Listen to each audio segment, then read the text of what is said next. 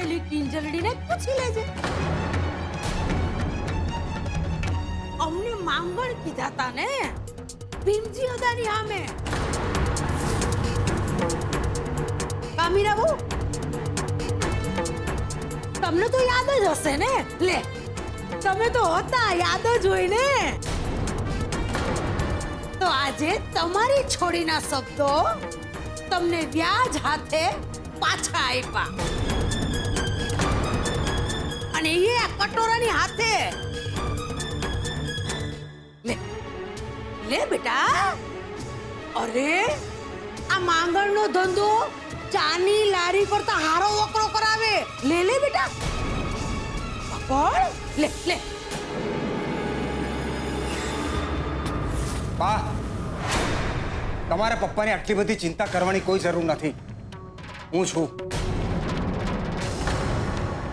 હા હા કેમ નહીં, તે લઈ જાઓ તમારા મોટે બંગલે. અહીંયા કોણ રોકે છે? જાઓ જાઓ જાઓ લાવ. હા, એ તો હું લઈ જ જઈશ. તમારે કહેવાની જરૂર નથી. મમ્મી, પપ્પા, ચાલો. જ્યાં સુધી હું છું ત્યાં સુધી તમારે આ નાત બારવાળા લોકોના ઘરમાં રહેવાની કોઈ જરૂર નથી.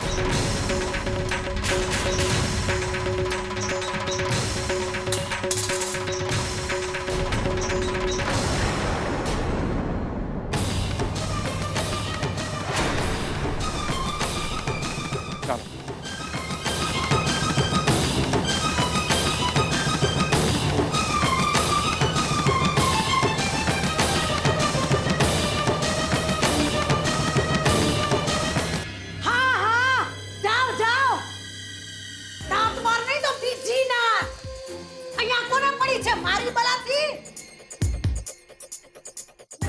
અને તું હરીશચંદ્ર, તને તો હું છોડવાની નથી. તમારે જે કરવું એ કરો.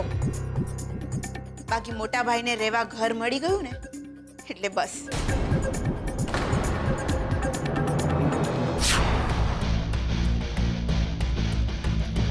અને હા, આલો રાખો તમારી પાસે. કોને ખબર ભવિષ્યમાં ક્યાંક તમને જ આની જરૂર પડે.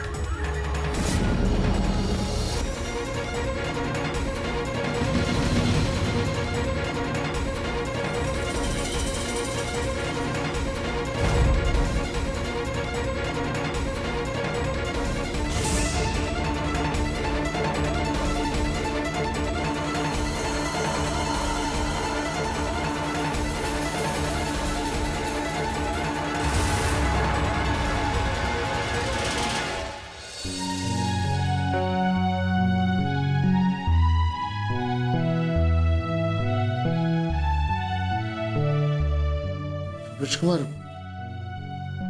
કિંજલનું ઓપરેશન થઈ ગયું? હા, કેમ? મારે મળવું છે ને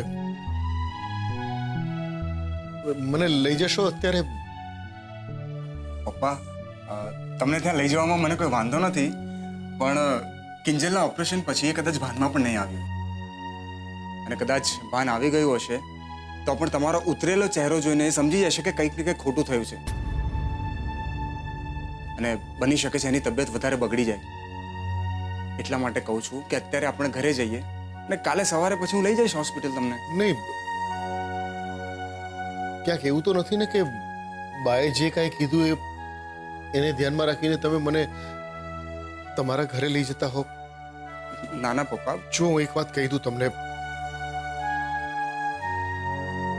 તમારા પપ્પાનો ઉંમર હું ક્યારેય નહીં ચડું. એના કરતા તો આ રસ્તો સારો છે. નાના પપ્પા, મારા પર વિશ્વાસ કરો તમે. હું તમને એ ઘરે ક્યારે નહીં લઈ જાઉં જ્યાં તમારા સ્વમાનનું અપમાન થયું હોય. તો ક્યાં જઈ રહ્યા છીએ આપણે અત્યારે? એ બધું રસ્તામાં સમજાવું તો ચાલશે તમને? ગુલાબને મેં સરનામું જણાવી દીધું છે. એ ત્યાં ટેમ્પોમાં બધો સામાન ભરીને લઈ આવશે.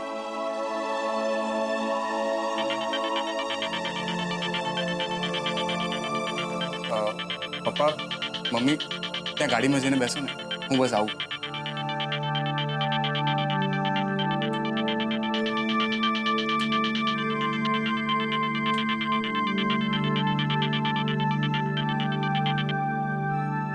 હા સેજલ, બોલ. રૂપેશ, ત્યાં બધું ઓકે છે ને? હા, પણ આ બધી ચર્ચા કરવાનો હમણાં સમય નથી. મેં પપ્પાને ડૉક્ટરના ષડયંત્ર વિશે અને કિંજલનું ઓપરેશન નથી થયું એના વિશે કંઈ જ નથી કહ્યું. હા, મેં પણ એ કિંજલ સાથે ઘર ખાલી કરવા બાબત કંઈ જ ડિસ્કસ નથી કર્યું. Okay, good. તો તું ત્યાં સંભાળ અને હું અહીંયા સંભાળું છું. એકવાર મમ્મી પપ્પાને ઘરે પહોંચાડી દઉં ને, પછી તેને ડિટેલમાં બધી વાત કરું. Okay, bye. બાય.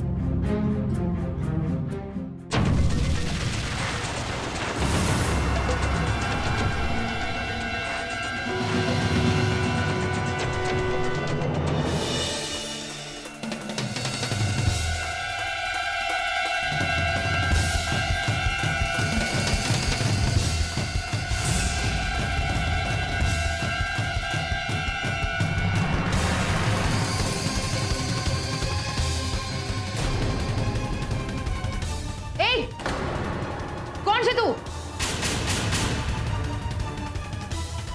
કોણ છે અને આ શું કરી રહ્યો છે? હા, આવી રીતે અંદર ડાફોડિયા શું કામ મારી રહ્યો હતો? જવાબ આપ મને. બોલતો કેમ નથી? મોઢું કેમ ઢાકેલું છે તે?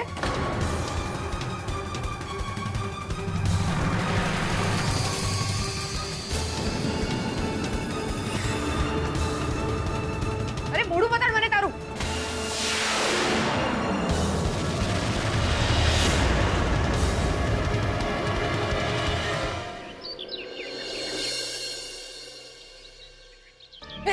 રાઘવ, અરે રાઘવ, જોટા જોટા મારી વાત સાંભળ. બેસો બેસો બેસો, જરા પૂરો ખાઓ. એક મિનિટ, આટલા હાફો છો કેમ? સાપ જોઈ લીધો કે ભૂત જોઈ ગયા? અરે ભૂતની ક્યાં પથ્થર ઠોકસ? મંદિરમાં મેં કોને જોયો ખબર છે? આપણા રાહુલિયાને. રાહુલિયો? ના ના ના ના બા, એ રાહુલિયો ન હોય. તમને વેમ થયો લાગે છે. અરે વેમ ગયો ખાડામાં પૈસા. શું નાના નાના કરસ? મંદિરે ગઈ હતી ને, પ્રસાદની પંગત લાગેલી. ત્યાં મેં એક માણાને જોયો. ધાબળો ઓઢ્યો તો એને તો, અને આમ લપાતો છુપાતો પંગતમાં ગોઠવાઈ ગયો. પણ ધાબળાની અંદર વાંદરા ટોપી પહેરી હતી હો. અને પ્રસાદ હાટું જો હાથ લંબાવ્યો ને, મને એનું મોઢું દેખાઈ ગયું. અરે રોગલા, મેં તો જોરથી બૂમ પાડી, એ મારો કાનુડો પડી ગયો. અરે મારા લાલિયા. અને મારો અવાજ સાંભળીને એ જે ભાઈકો છે, એ આગળ, હું એની પાછળ, એ આગળ, હું પાછળ. અરે સાક્ષાત રણછોડ રાય જોઈ લે લગરા. રગલા 1 કિલોમીટર સુધી હો, 1 કિલોમીટર સુધી આગળ ને હું પાછળ, આગળ ને હું પાછળ. હું બૂમો વાળું, એ કાનુડો ઊભો રે. એ લાલિયા મારી વાતો સાંભળ. અરે સાંભળ, એ મારા લાલિયા મારી વાતો સાંભળ. ઊભો રે બેટા.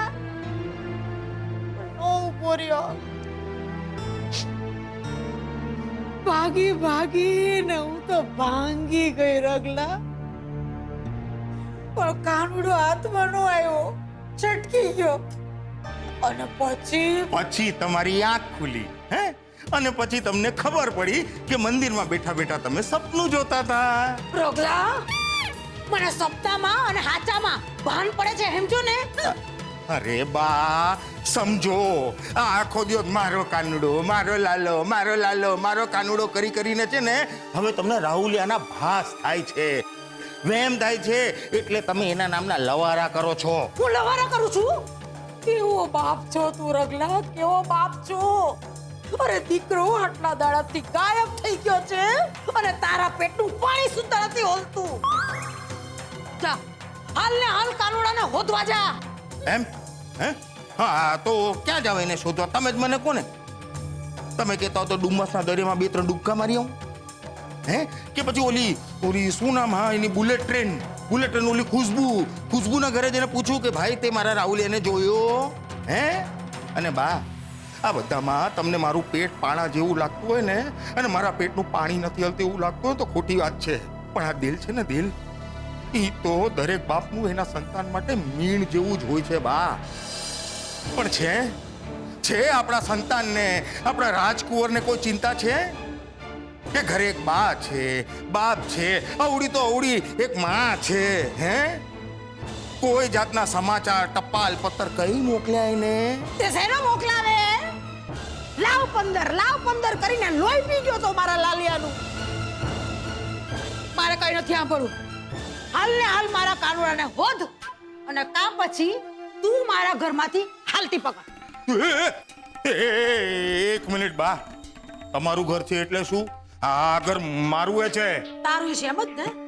તે કામ કર, આ સોફા, ફ્રીજ, ટીવી હંધું ભેગું કરી અને આમ ગળામાં બાંધ. હું આઈલી મારા કાનુડાને હોધવા. એક મિનિટ હમણાં આપીને આવ્યા છો. ઉભા, તમારે ક્યાંય જવાની જરૂર નથી. કામ કરો, તમારા ઓરડામાં જાઓ અને ત્યાં સૂતા મસ્ત સપના જુઓ.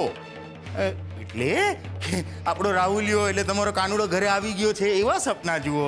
જાઓ મારી વાલી બા, મારી ડાઈ બા, હું જેને ગોત્યા હું જો તમારા રણછોડને. ઓધ્યા વગર ઘરમાં ટાંટિયો ના મૂકતો. નહીં મૂકું બાપા, જાઓ ને. એક આ છે ને અમને લીધે ઓલો રાહુલિયો નાલાયક એક વાર હાથમાં આવે ને એવા મેથી પાક આપીશ ને કે યાદ રાખશે સાલો.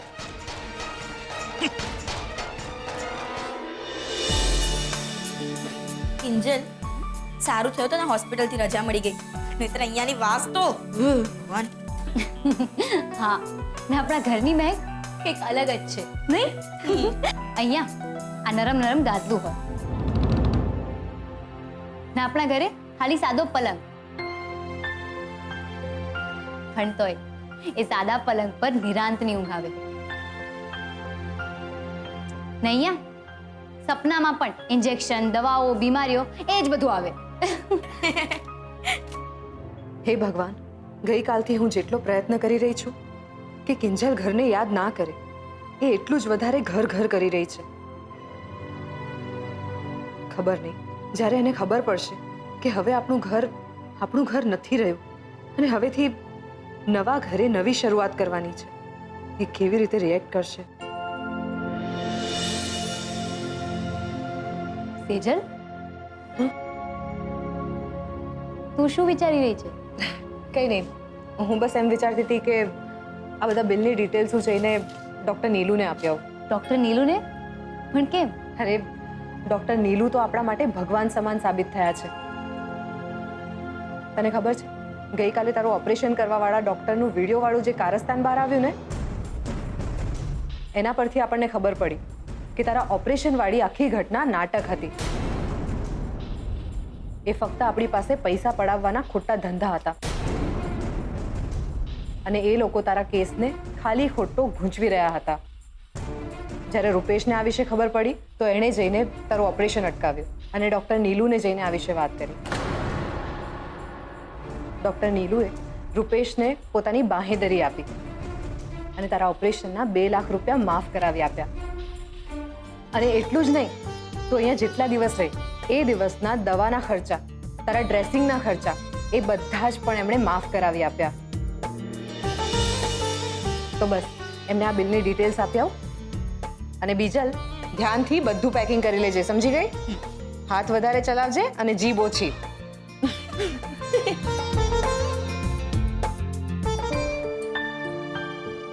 અરે સેજલ, ક્યાં જાય છે તું? ડૉક્ટર નીલુને આ બધી બિલની ડિટેલ્સ આપવા માટે જતી. Don't worry Sejal, doctor Nilu સાથે મારી વાત થઈ ગઈ છે. એમને કીધું છે કે ફાઇલ, બિલ એ બધું તો પછી પણ થશે, પણ સૌથી પહેલા આપણે કિંજલને ઘરે લઈ જઈએ. અરે હા, આ ઘરના ટેન્શનમાં હું તને એક વાત કહેવાનું તો ભૂલી જ ગઈ. કઈ? ગઈકાલે તારી સાથે ફોન પર વાત થયા પછી હું કિંજલની રૂમ તરફ જઈ રહી હતી. ત્યાં મેં કોઈ માણસને કિંજલની રૂમમાં ડોક્યા કરતા જોયો. શું? હા.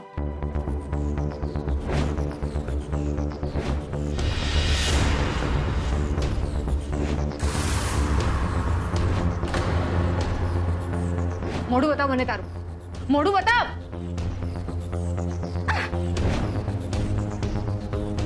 સેજલ, તું ચિંતા નહીં કર. હોસ્પિટલના સીસીટીવી કેમેરામાંથી હું બધી ડિટેલ્સ કઢાવી લઈશ. પણ મને લાગે છે કે આપણે કિંજલને સુરક્ષિત રીતે ઘરે પહોંચાડવી જોઈએ પહેલા. તો ચાલ ચાલ મારી સાથે સિદ્ધિ. પણ તોય મને એવું લાગી રહ્યું છે કે પપ્પા મારાથી નારાજ છે. ને નહીં તો એવું કંઈક થયું છે કે જેના કારણે પપ્પા મને મળવા નથી આવી રહ્યા. લો બોલો. સાડી સાહેબા, જે મળવા આવ્યા છે એની કોઈ કદર નથી. ને પપ્પા કેમ નથી આવ્યા, પપ્પાનું શું થશે? ચાલો ભાઈ, આપણે જઈએ. આપણી તો કોઈ કદર જ નથી. જીજુ, એવું કંઈ નથી, એ તમે પણ જાણો છો. એમ? તો પછી મારી એક વાત માનો સાડી સાહેબા. ચૂપચાપ ગાડીમાં જઈને બેસી જાઓ, એક પણ સવાલ કર્યા વગર. કેમ રૂપેશ જીજુ, તમને ડર લાગે છે કે કિંજલ કંઈક તમારી બોલતી બંધ ના કરી દે? આજ તો વિચારવું તો પડે જ ને. અરે તમે 3 બહેનો એક સાથે હોવ તો મારું તો આવી જ બને ને. એમ તો ઠીક છે, આજથી હું તમારી ટીમમાં. 2 ત્યાં ને 2 અહીંયા. ચલો હવે આપણે જઈએ. આ કઈ વાત બની. ચાલો સાડી સાહેબા. ચલો. અને સેક્રેટરી, બધો સામાન લઈ લેજો એન્ડ ફોલો મી. ચાલો.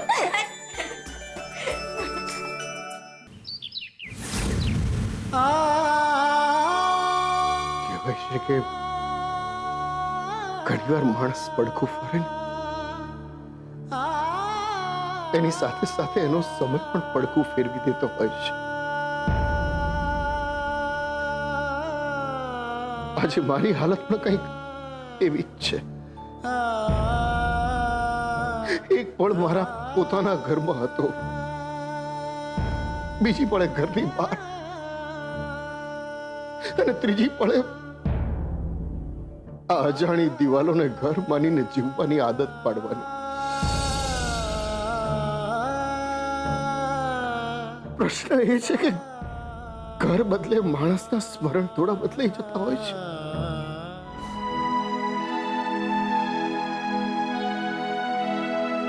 કહું છું,